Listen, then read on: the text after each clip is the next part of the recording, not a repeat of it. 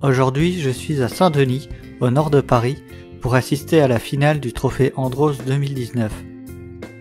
Il s'agit de la dernière finale ayant lieu au Stade de France, à l'occasion du 30e anniversaire du trophée. Je précise que je n'y connais rien en sport mécanique. Par contre, moi je sais faire des soustractions. Environ 500 personnes avaient accès au paddock avant la course. J'en faisais partie.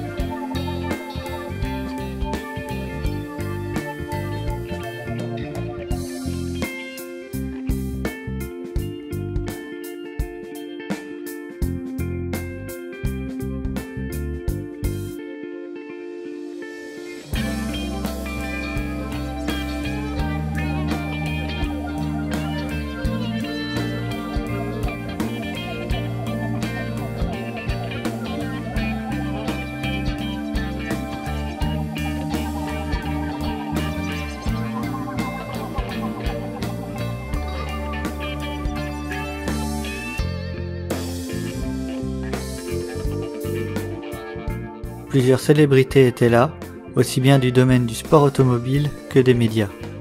C'était une bonne occasion de les approcher. Sébastien Loeb devait faire une séance de dédicace, mais il est resté seulement un tiers du temps prévu. J'ai attendu 1h30 pour rien. Je me suis contenté de le voir de loin lors de son repérage de la piste ou dans sa voiture. Les courses avaient lieu sur une piste ovale. J'aurais bien aimé voir quelques chicanes, mais la pelouse du Stade de France n'aurait pas supporté le poids de la glace. Il y avait 3 catégories lors de cet événement. D'abord, les voitures électriques. C'est sa première course auto et il ne fait pas une seule erreur de trajectoire. On va avoir déjà une première idée de cette possible grille de départ qui est en train de se former avec une grosse difficulté. Maintenant, on voit que les pilotes jouent avec le volant, ça va à droite, à gauche, et c'est une difficulté supplémentaire pour ces voitures 100% électriques évidemment. Ça a été un petit peu réparé, on le voit ici dans la ligne de départ. C'est parti avec Christophe Ferrier, super départ, il y a relâché qui va conserver sa place. Attention, la tête de Julien Bauer. C'est aussi qui est bien parti. Julien Bauer qui s'est mis tout de suite en bagarre avec Vincent Bettecoin qui a réussi à de sa place. Et Pélo Capéo qui déjà il avait déplacé. Voilà, ça va, c'est l'embouteillage. Grand rendez-vous du Stade de France et qui arrive derrière en courant. C'est notre première féminine, c'est Clémentine Lost. Elle arrive, à savoir la coupe de 3e qui a été remise par M. Romain de Rochevert, la coupe de second par M. Dominique Lagarde, directeur de la mobilité électrique d'Enedis. Ensuite, les motos.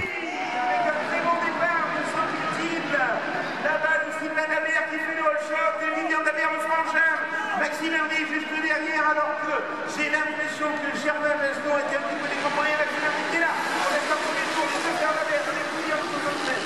Sylvain derrière lui, Maxime Hervé. Et l'équipe qui est là. Le pilote propulsion qui a parcouru le monde avec sa moto qui a décidé de faire escale sur le Stade de France. Dans ce premier tour. Et puis regardez, lui, les ornières, les vols. Allez, on court, on met du gaz et ça continue à rouler. L'écart est impressionnant sur le départ exceptionnel. Il y a presque une seconde et demie avec Daber, Vincent qui sont derrière. Ah oui, Maxime Hervé cette année, il est vraiment très fort. Il voulait absolument gagner sa LD Cup. Et ici, il m'a dit ce soir, je ne partirai pas sans avoir le trophée du Stade de France.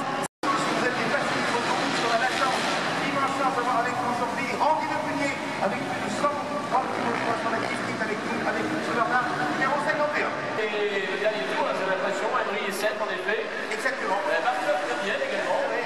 Ça a été très vite et voilà, un peu d'avis déjà pour cette séance d'essai. Est-ce qu'il y a probablement marqué une minute la conclusion? Mi-course avec Julien Daber, l'homme de tête avec son volant, son frère derrière. Maxime Coq qui fait une course super avec son 1957 ensuite. Julien Gollet qui est revenu. Maxime Hervé qui a des problèmes. Maxime Hervé 7e pour l'instant dans le classe de rythme. Julien Daber, hein. Allez, on va poser quelques questions. Allez, on va commencer par le troisième. Bon, Vivien Gonnet, c'était mal parti en demi-finale, et là, ça s'est quand même bien arrangé avec un podium. Ouais, nous allions voir son tombé en balle, qui est tapé avec Pour finir, les voitures thermiques.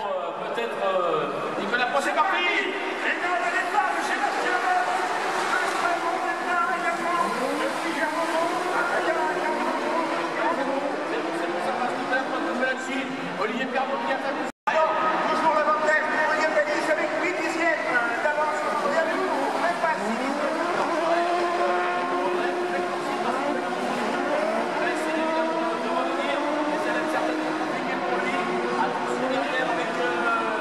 Peut-être une attaque dans Plastic Up avec Olivier Panis.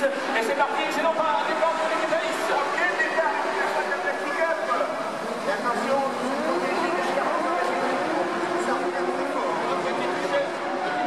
Joël Lopez. Et c'est passé pour Gérald Montanet, j'ai l'impression, avec Jeanne Wiesnal. Attention.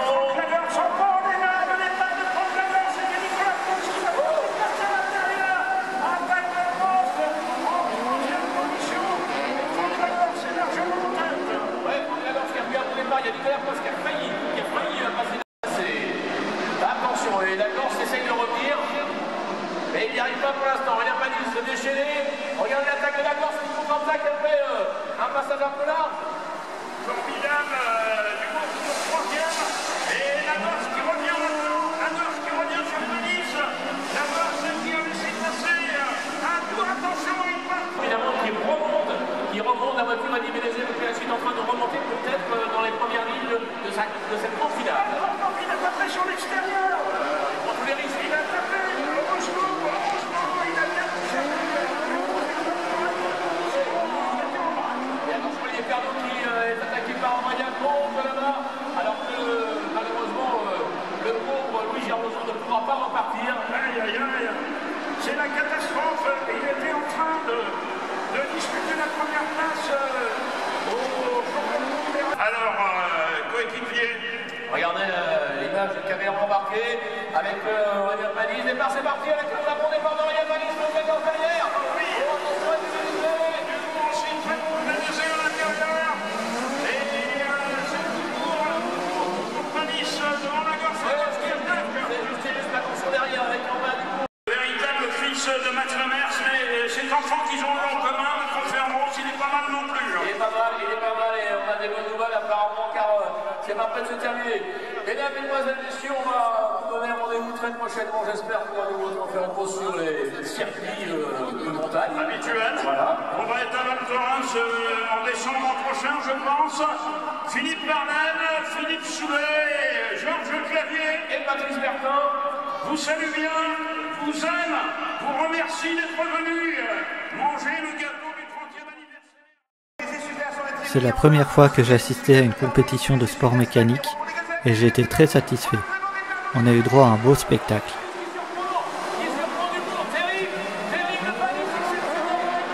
Au Stade de France, voilà, il va aller maintenant s'installer sur la plus haute partie du podium.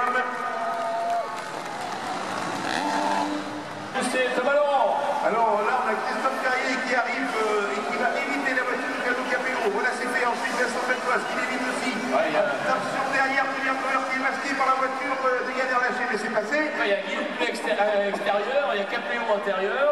De la 2000. Et encore. Allez, Vincent Beltoise. Bon, voilà, Erlaché, il est là. Erlaché attaqué par Andorre avec lui. Derrière, attention à Thomas Laurent qui fait l'extérieur. Oui, il y a la voiture.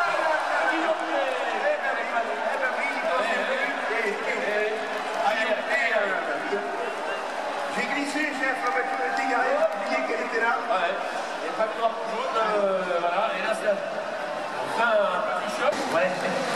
Allez, un autre là qui passe à l'essai glisse. Et il a encore Notre confrère de VG doit être le PSG jaune, vert. Et il a là, ça y est, sur l'extérieur.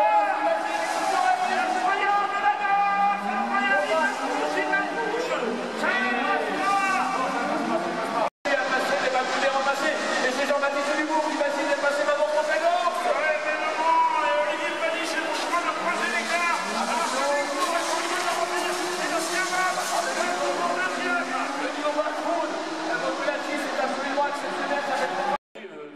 Ça permettait également de voir toute la logistique derrière un tel événement qu'on ne voit pas à la télé. Steph, numéro 2, rappelle-toi, qui a fait une saison l'été dernier absolument fantastique en Alpine Europa Cup. Et Michel Plaza devrait normalement Stéphane Plaza doit être là. S'il n'est pas en train de refaire un appartement ou de regarder si les lois carrées est respectée dans le Stade de France. Voilà, regardez en direct sur l'écran le changement en ce moment. Aurélien qui donne quelques petites informations sur la piste. Oui. Bah, je suis avec Debourg, avec l'un des deux, avec Andrea. C'est pas facile d'avoir cette pression-là quand on a Aurélien à côté. Je prends plus de temps ici. Allez, on va l'attendre maintenant de moins en moins longtemps car... Oui, on est à côté d'Aurélien, on est à côté de Franck, et la première chose qu'ils ont fait, c'est vraiment de se congratuler avec un respect mutuel, et surtout, vous l'avez dit dès le début, une attaque formidable. Aurélien, on dit déjà bravo. Ouais, merci beaucoup. Ah, c'était dur, hein. Il était juste derrière, là, je voyais qu'il était...